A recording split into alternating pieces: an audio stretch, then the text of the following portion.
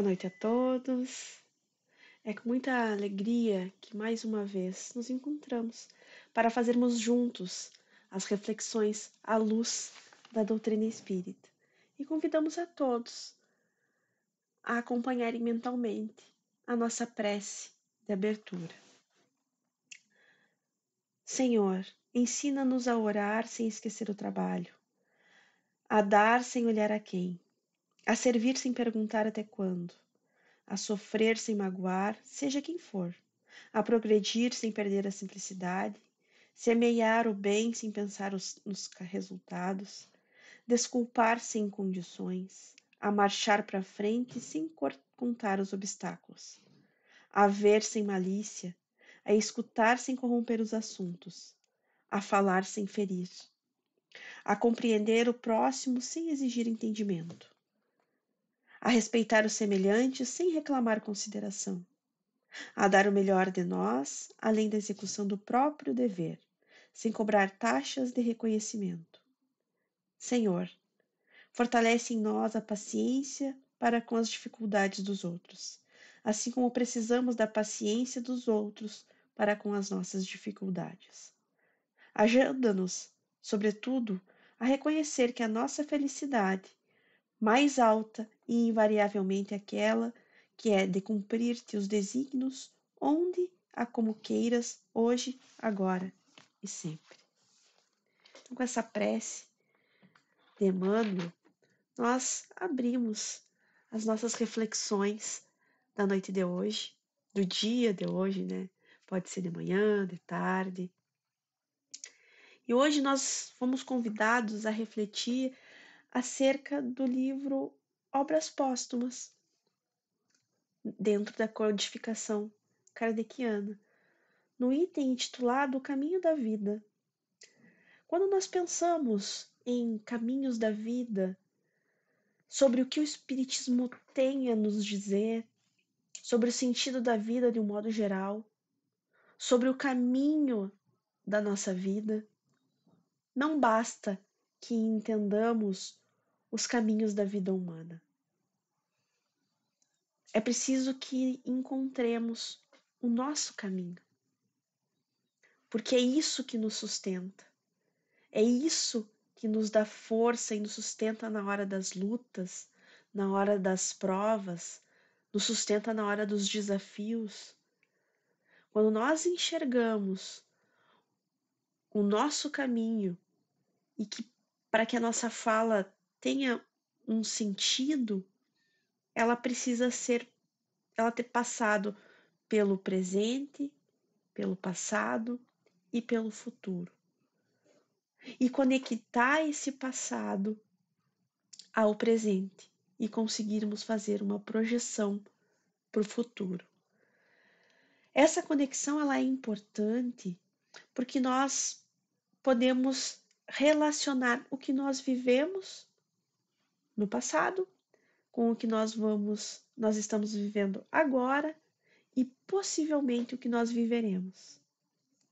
Então, o caminho passa a ter e tem a ver com significado, com o significado que cada um de nós está dando àqueles acontecimentos, aos fatos, às circunstâncias, de modo que uma mesma pessoa, diante de um acontecimento, pode dar um determinado significado e esse acontecimento passar a ter um sentido profundo naquela pessoa.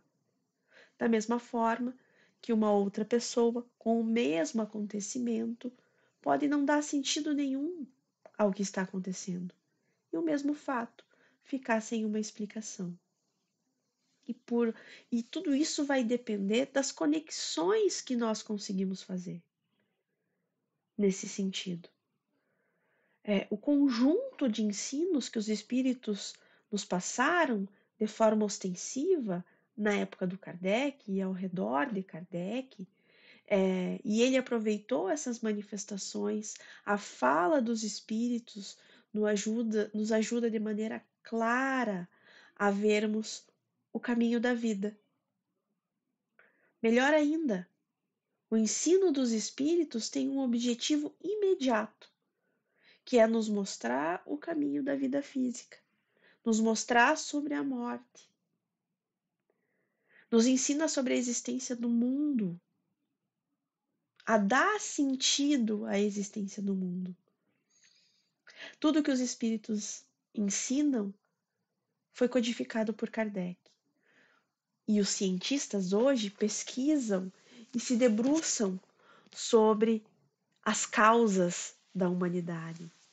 E o Espiritismo, colocando sentido em tudo isso, busca a causalidade. E nós pensamos que com isso eles nos ensinam que somos compostos de 3 elementos: o espírito, que é a essência, que é imortal. Ele sobrevive e antecede o nascimento. E depois da morte, ele continua existindo. Porque a morte não afeta o espírito.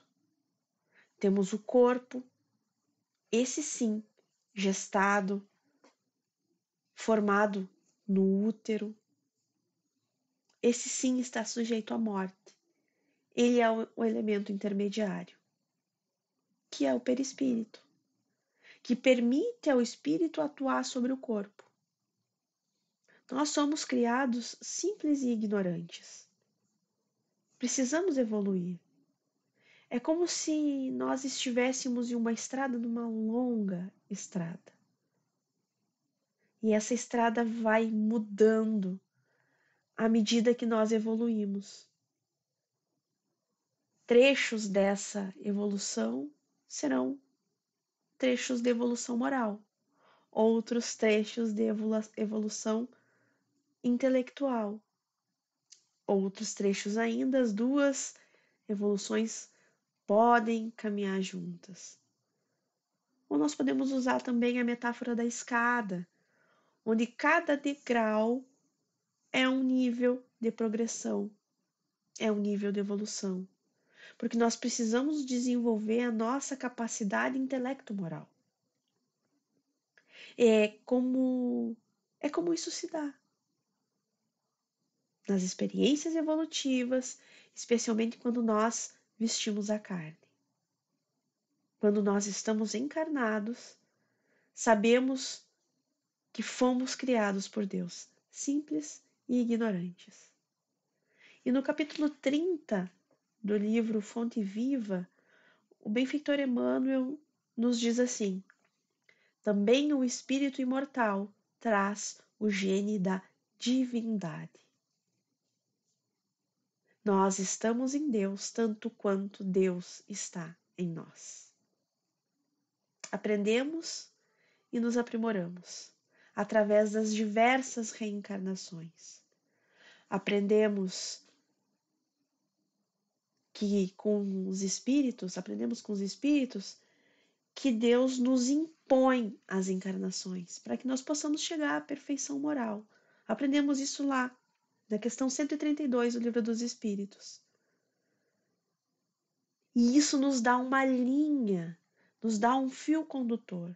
Tudo que nós vivemos, tudo que nos acontece, tudo que nós experimentamos, tudo conta. Mesmo quando nós estamos fazendo as maiores bobagens ou as piores escolhas, isso vai gerar algum progresso. E lá na frente, quando tivermos muito mais evoluídos, vamos olhar para trás e dizer: puxa vida, por que eu fiz assim? Mas aprendemos. E tudo acaba por nos aperfeiçoar. Os nossos sentimentos, o nosso senso moral. Reencarnar sucessivas vezes através das vicissitudes que nós evoluímos. E com isso nós acabamos, cada um de nós, com a nossa história particular. E nossa parte na criação passa a ser nossa. nós vamos ter a nossa parte na obra divina. Toda essa trajetória tem muitos aspectos. Muitos deles não são agradáveis. Não é fácil evoluir, porque não é agradável estar na carne e adoecer, por exemplo. Não é agradável morrer. Não é agradável viver com todas as fragilidades que é quando estamos encarnados, sujeitos a tudo. Ao menos nesse estágio que nós estamos, né, de provas e expiações. Mas, como o nosso objetivo futuro é contribuir na obra divina, esse é o nosso caminho. Olharmos para o envelhecimento, olharmos para as doenças, olharmos para as perdas de afeto, perdas financeiras. E o que é importante disso tudo é que nós consigamos costurar tudo isso neste fio condutor, que é o caminho, que é o fio da nossa evolução espiritual. Esse é o nosso caminho da vida. A cada degrau nós vamos nos preparando melhor para o grande dia que nós vamos assumir a nossa parte na obra da criação infinita. E pensando nisso, quando a gente chegar nesse topo, nos faz lembrar de uma conversa entre Jesus e Nicodemos, em que Nicodemos está de frente, está olhando para o homem que chegou ao topo da experiência espiritual e religiosa do seu tempo. Está olhando para Jesus. E se dando conta da grandeza de com quem ele estava, ele diz: com tantos sinais de Deus que tens, só podes vir de Deus. E ele sentia que esse sinal era o amor que Jesus, com todos os seus gestos, passava. Esse é o nosso caminho da vida. Amar como Jesus nos ama. Ensinar como Jesus nos ensina. E nos exemplificou isso tudo com cada um dos seus gestos.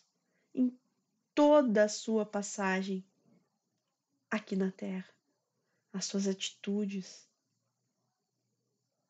Então, meus irmãos, que nós tenhamos forças para suarmos mais e chorarmos menos. E voltando às palavras do Cristo, que nós não nos esqueçamos, nunca, que aquele que não for gerado de novo não pode ver o reino do céu. Porque nos lembremos também que quem lava a nossa alma é a reencarnação. Por isso, já nos encaminhando para o final, meus irmãos, renovemos a nossa vida, renovemos as nossas atitudes, tendo a certeza nos nossos corações que Deus não errou com nenhum de nós. Ele está ao nosso lado. Sigamos em frente. Confiemos em Deus, que Ele nos orientará sempre. E agradecidos pela oportunidade bendita de estarmos aqui reunidos para mais uma vez refletirmos e darmos mais um passinho rumo à nossa evolução. Que tenhamos a força necessária, a disciplina e banhados por toda a luz e amor que o Cristo nos dá todos os dias. Que possamos nos renovar e entender que o caminho da vida sempre é o amor do Cristo. Muito obrigada.